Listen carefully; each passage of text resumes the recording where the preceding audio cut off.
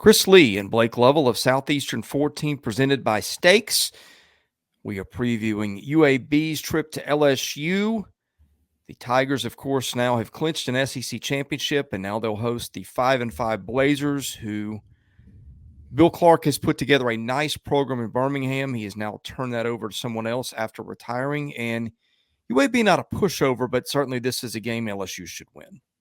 Yeah, I think the number opened at like 14 or 14 and a half. So we always say we're not professional bettors, but I think that's, at least worth noting is Chris, it's not like 30 or anything like that. So in those kind of scenarios, I think you always look at those games and our LSU looking to, I think, get back to, look, they won the game at Arkansas, but certainly I think would like to play a little bit better, knowing that game is going to be a grind and now get a chance to bounce back. You're in the SEC championship, but you certainly want to keep all your momentum going and doing the things that have gotten you to this point. So yeah, it's an interesting matchup in that regard, but there are certainly some things LSU will be able to do, I think, to overwhelm the Blazers here.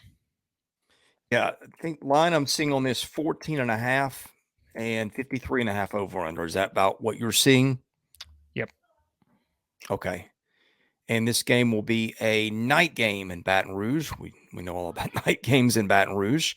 But in any case, when UAB is on offense, UAB is averaging about, I think, 5.5 yards a carry. My stat sheet's gotten a little messed up here, but that's 5.8. That's not including sacks. The Blazers, when they throw it, which again, they throw it as much as they run it, they have gained this year in terms of passing yards, 200,087 yards. They've thrown 13 touchdowns, 5 picks. I don't know what really stands out in the matchup here. LSU has been pretty good on defense, giving up 6 yards per passing play, 4.7 per rush. The Tigers have 24 sacks. The Blazers have given up 17. UAB's thrown 5 picks. LSU has had 6 picks. And the Blazers, I think, have been a little careless with the ball, lost 9 fumbles. LSU's got 6. UAB is 6th in the country in rushing yards, and Dwayne McBride is having an unbelievable season, 1,400 yards on the ground. He's got 17 touchdowns. I mean, he's just been a monster in terms of what they've been able to do. I think he's rushed for at least 120 yards in every game this season. And so, I mean, that's clearly right. I mean, that's the objective here is to try to find a way, which will be easier said than done, right, Chris? I think when we're talking about this LSU front in terms of what they can do, I think they're giving up about around 140 yards, I think, rushing defense. So I think that's like 50, it's in the 50th nationally. So, I mean, it's just can UAB have that same type of success? Because when you look at McBride's numbers and you go up and down the line here, I mean, he's done it against everybody. And that's the thing that's been the common theme. I mean, I think he has at least, I want to say he's got 3 or 4 games this season where he scored at least 3 touchdowns on the ground. And I mean, that's clearly their plan of attack. It's just, can you do it against LSU in this setting? Can LSU be the team to break the streak here? Because remember too, I mean, they played teams like Liberty, MTSU. I think their strength of schedule has not been great just based on how some of these other teams have played this season. Probably maybe looked a little bit better heading into the season than it actually is. But I think when you got a guy like that on the opposite side, clearly I think for LSU, you're really keying in and seeing what you can do defensively. That's something I think for Brian Kelly you can use, right? Because that's a challenge. Like that certainly you can put that in front of your players and say, hey, here's a guy that if we don't pay attention, he's going to run it down our throat and he's going to score on us. And so I think that's certainly going to be something that LSU will be keying in on here. Before we go to the other side of the matchup, shout out to our sponsor, Stakes. You can predict sports better than the crowd for a chance to win NFTs. With Stakes, players can cement their sports predictions against friends, other fans, and influencers forever. Don't let your sports genius go overlooked. Join Stakes and have the best predictions captured in the moment. Go to playwithstakes.com/14. Use our invite code Southeastern14 for a double welcome bonus. Okay, when LSU's got the ball, Tigers averaging 32.6 a game. Blazers giving up 21.3. LSU's lost 8 fumbles, and UAB's gained 8. LSU's only thrown 4 picks. UAB has registered 9. LSU. Now, here's where LSU is vulnerable. It's given up 39 sacks. The Blazers not a huge pass rush team. They've only got 16. Per rush play, LSU's offense averaging 5.7, UAB giving up 4.8 per pass play. UAB is giving up only 5.3. That's an outstanding number. And LSU getting 6.1. LSU's offense not explosive. It's more methodical. UAB's defense has been pretty stingy. It's given up 5.1 yards a play here. So this isn't a walkover for LSU in terms of what UAB's done so far. Now, how that transfers to playing an SEC team, I guess we're about to find out. The Blazers haven't played anything close to that, but that's what the numbers show.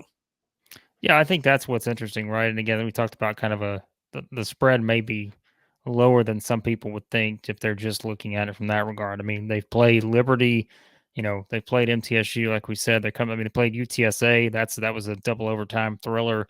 UTSA, I think, is 8-2 this season. But LSU's a different animal, as we know. Quite literally, I guess, Chris. They are the Tigers. So a different animal here in terms of how can they stop what Jade Daniels can do with this offense. And I know you can look at the Arkansas game and say, well, certainly LSU struggled a bit there, but I think we've already talked about that. We said there's kind of a combination of things, I think, was the reason there. But LSU's wide receivers, we mentioned that group, and we talked about, Blaine's discussed many times how high he is on that group, and can they crack this UAB defense that, I mean, again, has been in the top 20, I think, in passing yards allowed this season. Certainly, I think you can run against them there. I think they're 81st in that category. But yeah, I mean, it is a team statistically, again, which is why I think this spread will be lower than people maybe think it should be. But it's because statistically, UAB's been very good in multiple areas this season. Again, on offense, running the ball, defense, pass defense has been good overall. Kind of total yards allowed, it's been good. Not allowing a ton of points. So yeah, these are the kind of things that, again, I think if you're Brian Kelly, like, you look at this game and you almost feel like, man, this is actually I don't want to say like it's the perfect spot for it, but like this is one where you can keep your guys' attention. This isn't, Chris, one of these games where you come in and you're a 40-point favorite, right? Leading into your last SEC game. And I think that's what you'll see here is for LSU, they want to try to get back on track offensively, after not doing what they wanted to do at Arkansas. So I think Jaden Daniels, that's the thing, is can UAB stop what he can do, because a lot of people have not been able to do it, although they certainly have some film to watch and see what they can perhaps try to replicate from Arkansas last week. Yeah, I don't know what to think on this one. That seems a little bit low. I mean, UAB's defense has been stingy. By the way, I was wrong on something. UAB's had 425 rushing attempts, not 244. That's bugged me. That didn't look right. So UAB runs the ball a lot more than it throws it.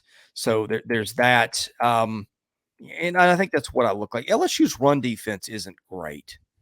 4.7 per rushing attempt.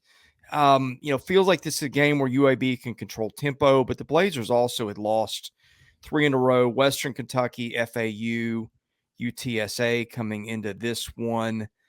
Brian Kelly's team wasn't great in Fayetteville, but it was good enough. It just feels like night game, playoff implications on the line. LSU's got to win out, but you lose to UAB and that's over.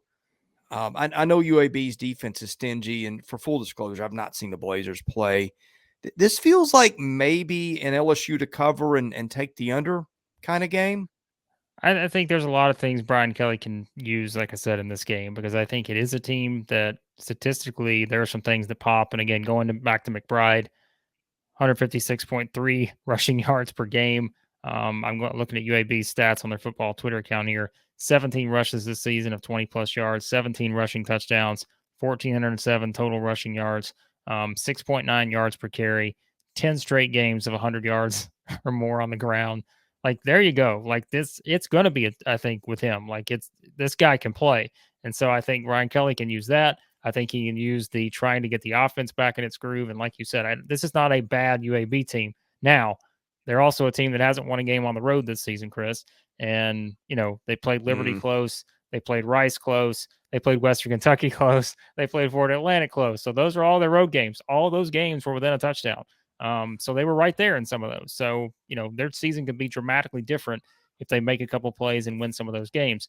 And again, the UTSA game, double overtime thriller. So I don't think this is a bad team at all. But I do think the way LSU played last week, they're able to grind out that win. I think Brian Kelly can use that here, saying, "Hey guys, it's not a pushover by any means." But yes, I'm gonna pick LSU to win the game.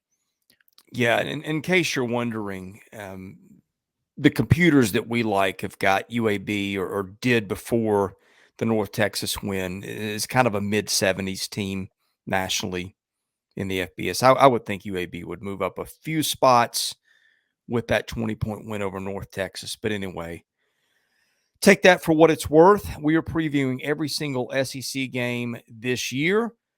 Best way to get all those, subscribe to our channel. And we will have a Wednesday night update too. We do a live stream at 8 where you get to see us interact with our audience and update you on whatever's happened throughout the week that may change games. For Blake Lovell, I'm Chris Lee of Southeastern 14, presented by Stakes. Be sure to hit that subscribe button. We'll see you again soon.